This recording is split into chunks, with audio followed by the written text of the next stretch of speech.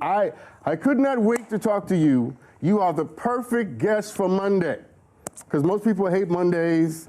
They don't want to go to work. They don't want to get out of the bed, right? When they get home, they just want to crash. But you are the perfect guest for Monday because you represent something that I think people don't realize they need. I mean, just raw, unadulterated motivation. Motivation Monday. Motivation. So let me ask you a question because I want people to know a little bit about who you are and why you're here tonight. Because you do a lot of work on innovation, right? Being an innovator, innovating your life. Tell me what you mean by that term, innovation. I guess in a simple way of phrasing it, I look at it as reimagining. Like everybody's in the business of reimagining something. You know, on the personal side, on the business side. You know, one of my anecdotes is, you know, whether you're the CEO of GE or you're a single parent trying to figure out a better way to communicate to your child, you know, it takes some level of ingenuity and rethinking and, you know, finding other sources of inspiration and insight to like make those things happen. And there's so many different ways to engage with the world that we just don't know. And it's kind of fun to explore at the end of the day. So, you know, that idea of like reimagining, being curious, finding things that you wouldn't normally even, you know, acquire or be interested in just to entertain and see how well they might affect your life in the long run. You said something that just strikes my spirit because I think, and you tell me if I'm wrong, that being curious and having inspiration are probably the necessary ingredients for changing any life. Oh, yeah. And people try to do it without curiosity. They just have a goal, right? And they try to do it and underestimate the need for inspiration. Yeah. Well, I mean, there's a lot in between the goal and achieving it, right? So, and the hateful middle, that's what I call it. You know, absolutely. Yeah. You know, I was thinking about this as you were talking, was just, you know, what's the hardest, I mean, what's the best way to eat a whale? One bite at a time. One bite at right? a time. Like, it seems like an audacious goal, but, you know, if you just take the baby steps, and I think along that journey, there's so many things that kind of conflict with your desired outcome. So whether it's somebody's opposition or, hey, I used to be a janitor, you know, yesterday, now I want to be the CEO of a tech company tomorrow, nobody's going to believe you because they identify you and you have to like change your own self-identification. So that curiosity and like, you could keep educating yourself on what the world has to offer and what's out there and how people are engaging, and just there's so many different ways to explore what's out there. I have this thing where I tell people that if you were an idiot in Chicago, you'll be an idiot in Atlanta too. Oh yeah. That you know, just changing your location does not mean that you change your life. And you know, we're live here in LA, and a lot of people move to LA and think their whole lives are going to be different, but they're not different. Right. What are some of the things that you have to change, reimagine about yourself in order for you to have the kind of life that you really want to have? Yeah, I think it's, you know, it's so many things. Right. It definitely is that belief in yourself, right? And I know this sounds very cliche, but I mean from a tactical standpoint, right? Like the baby steps that you're taking to get to a new goal, whether you're a business person and you want to become an actor, like those people, again, just kind of like the doubt that pops up. I do think part of it is, right, like location is part of the process, right? Putting yourself in circles of people who have similar goals, dreams, you know, and successes in that arena. If I may, location, not necessarily geography. Right. Because you can be in the same city, different but circles. change your circle. Yeah, and that's one of those things that I talk about staying curious, and I'll sometimes look at it as being nosy. Like I'll show up at events and conferences that I have no business on paper or my resume being at, just because I want to see how this world interacts, right? Like going to someplace like Comic-Con, where you see like how geeks and nerds and you know engage with comic books and Batman and Harry Potter. And, like I'm not a fan of any of that stuff, you know, other than just like I may watch the movies or whatever. Right, but why not go? Yeah, exactly, and once you see like, oh, that's how those people, and then you can like, the fandom that you might see at a Comic-Con, you might see in the same thing in education. Right, the same sort of level of rabidity. I'm trying to use big words like you. You said heuristic earlier, and I was like, whoa. Rabidity is a good word too. But you know, and I'm a big fan of like stealing principles and ideas and methodologies from one domain and placing them in another. So you know, and I think that curiosity and just being nosy and like seeing what people are up to kind of just feeds you. And you may not even know when that lesson pops up or when it shows itself or when it becomes valuable, but it will at some point, right? And it's because you're just stockpiling information. That's that. Because that was so good. You know, the notion that memory doesn't need interpretation at the time you have the experience. All it needs is the experience. The interpretation can come later. Right. And what you're inviting the audience to do is to expose ourselves to as much as we can. Well, don't expose yourself. No. The clarity is important. To intellectually expose yourself. Now you've mastered something that few people do, because you've talked to, several major CEOs of companies, Fortune 500 companies. They come to your podcast. They're a part of what you do. When they won't talk to most people, but they will talk to you. First of all, kudos for that, because that's amazing. But what have you learned as you talk to all of these major CEOs? What have you learned is common about the secret to their success? Yeah, and one of the things I try to do with the show is I curate a very wide lens of domain expertise, skill levels. I mean, there's been the CMO of GE, but then you've got Matt Barnes from the Golden State Warriors, who's turned into an artificial intelligence expert. And I try to find these surprising stories that you wouldn't normally hear, especially about people that we know in some ways publicly. And even if it's somebody you've heard from 1,000 times, I got to find a different angle to have that conversation, because I think a little bit of the shock of wait, what? That's the sticky part, right? That's that memory where you pull up 3 weeks later, you're like, hey, I was listening to this thing and I found out Matt Barnes is an artificial intelligence expert and has an artificial intelligence investment fund.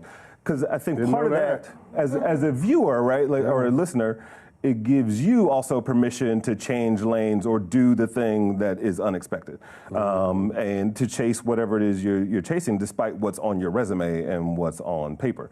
When you talk about what do they all have in common, there's so much. I think innovation, the journey in of itself, this is probably the first realization. I've done 300 plus interviews, Wow. And the first realization I had was innovation, the innovator's journey is a lonely one, right? When you have a vision for how you see the world, the person went hey, what if everybody was a taxi? And you're like, okay, whatever. And he's like, I'm gonna call it Uber. And you're like, okay, good luck, right? And then now look how much our world has changed. Legislation is changing, laws are because somebody had a vision that for a very long time nobody came on board with, and you find that over and over again because all of these people are pioneers in some ways, right? And you're the one out there clearing the trees, right? And so you don't know what's ahead, and you don't know, but you can't go back. Chris, I have said 1,000 times to myself and to other people that greatness is the willingness to look like a fool.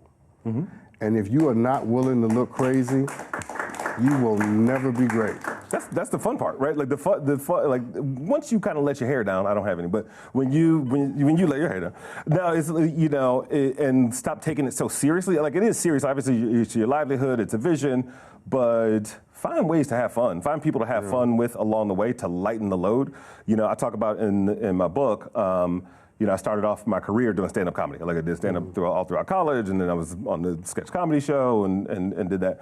And for a long time, when I moved into the business arena, I was sort of afraid to be that silly person, right? But what I realized was after a while in brainstorm rooms, most of my ideas come from puns. I may say something really silly, and I'm like, actually, hold on, that could be a real thing. And then you start going down this rabbit hole of exploration. So whatever your personality traits that you hold back in that journey, let that be a part of the journey. Just kind of inserting your own personality into whatever it is you're exploring. What I hear you saying, and what I hear you inviting the audience to do, is to embrace the risk, is to embrace what it means to step out into places that nobody in your family or community has ever done before. Because that is where success and greatness. To me, success is always in the place you won't go. Right? Yeah, and I mean the other part, which I can't stress enough, is it's not sexy, right? It's just not a sexy journey, right? Because we see these TED Talks, or we watch a video, and this is how I made it, and you hear oh, and then the next thing you know, you had $1 billion. Like, I'm gonna do that too. And then, I try to extract the humanized part of the life journey from every guest that I have on the show. So let me ask you this. Yeah. Tell us a part of a story of one of these major CEOs that sort of exemplifies exactly what you're saying. It's not all TED Talk. It's not all success. Yeah. What have you heard them say? I do one better. I interviewed Sugar Ray Leonard like early on, who's part of a hedge fund and raises a bunch of money for kids with diabetes and has a fashion. Like, he's just an entrepreneur multiple times over, which most people don't know. And at the time, he had written a book.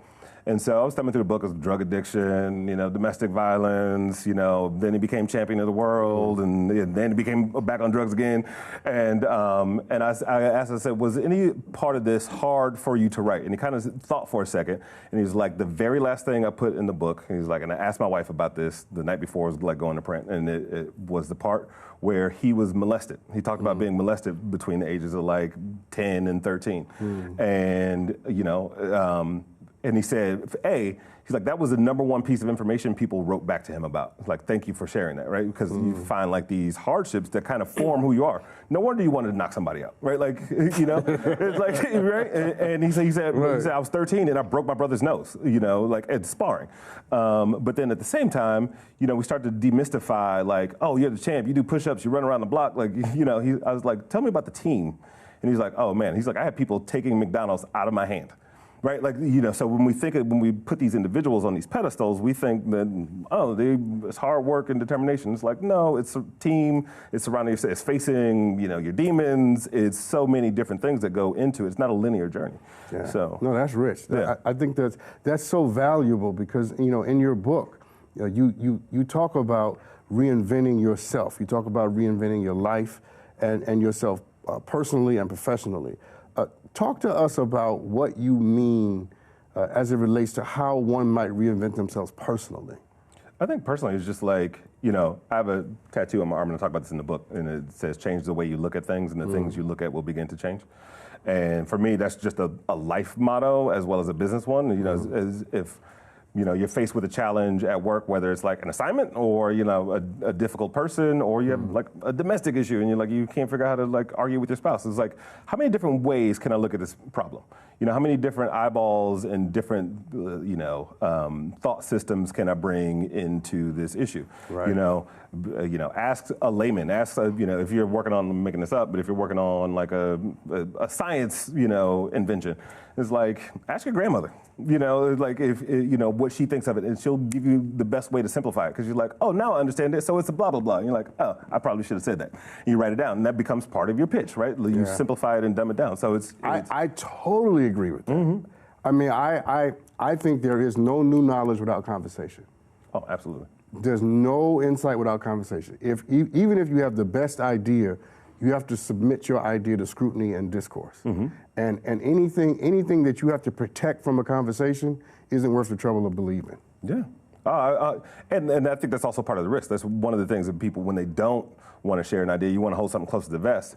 I mean, I've seen a lot of things that have been in my head stolen, right? Just because I'm like, I told that dude about that, and he went, and it's flattery, but then also I think if you look at yourself as sort of an endless well of creativity, and I don't think creativity is reserved for any specific person. I think like any, if you're a basketball athlete, like you all have the same level of talent, but some practice a little bit harder. So I think it's the same thing with creativity. It's like some people have to work a little bit harder to get there, but like if you're a wealth of ideas, one or two that almost it's flattering that it got stolen, right? There's a silver lining. It's like it was good enough to steal, so let's see what I do on the next one, right? Like, that's when someone steals your idea, it's an indication that you got something in there. Yeah, worth the trouble to steal. Some people have cars that nobody will break into. That would be me. Me too. I was just like, I left my door open and parked it on the curb. So nobody wants my car. Nobody.